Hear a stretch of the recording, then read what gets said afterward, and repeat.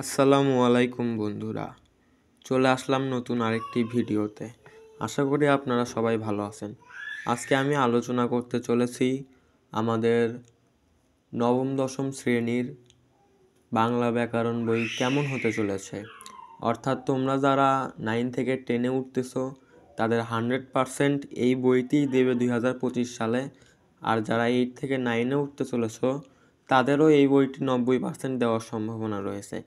তাই আর দেরি না করে জেনে নেই যে কি কি টপিকস থাকতে পারে তোমাদের এই অধ্যায়ে। প্রথমত নবম দশম শ্রেণীর বাংলা ব্যাকরণ বই। এটা হচ্ছে তোমাদের বইয়ের কভার পেজ। বইয়ের ভিতরে এই যে এখানে তোমরা দেখতে পাচ্ছ কি কি অধ্যায় থাকতে পারে। প্রথম পরিচ্ছেদে রয়েছে ভাষা ও বাংলা ভাষা, দ্বিতীয় পরিচ্ছেদে রয়েছে বাংলা ব্যাকরণ, তৃতীয় পরিচ্ছেদে রয়েছে বাংলা ভাষার রীতি ও বিভাজন, চতুর্থ পরিচ্ছেদে রয়েছে বাকযন্ত্র, পঞ্চম পরিচ্ছেদে রয়েছে ধ্বনি ও বর্ণ।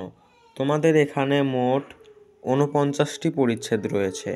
তার মধ্যে ষষ্ঠ পরিচ্ছেদে রয়েছে হচ্ছে তোমার স্বরধ্বনি, পঞ্চম পরিচ্ছেদে ধ্বনি ও বর্ণ, ষষ্ঠ পরিচ্ছেদে স্বরধ্বনি, সপ্তম পরিচ্ছেদে রয়েছে তোমার ব্যঞ্জনধ্বনি, অষ্টম পরিচ্ছেদে বর্ণের উচ্চারণ। সবগুলো সিরিয়াল বাই সিরিয়াল বললে তোমাদের ভিডিওটি অনেক লম্বা হবে, দেখতেও অনেক কষ্ট হবে, তাই এখানে তোমরা দেখে নাও।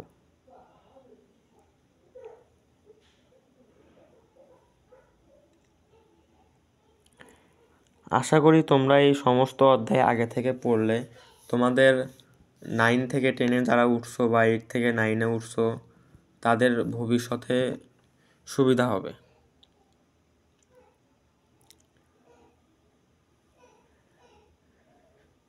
তোমাদের এসএসসি পরীক্ষা ভালো করার জন্য তোমরা এই অধ্যায়গুলো এখন থেকেই পড়া শুরু করে দাও।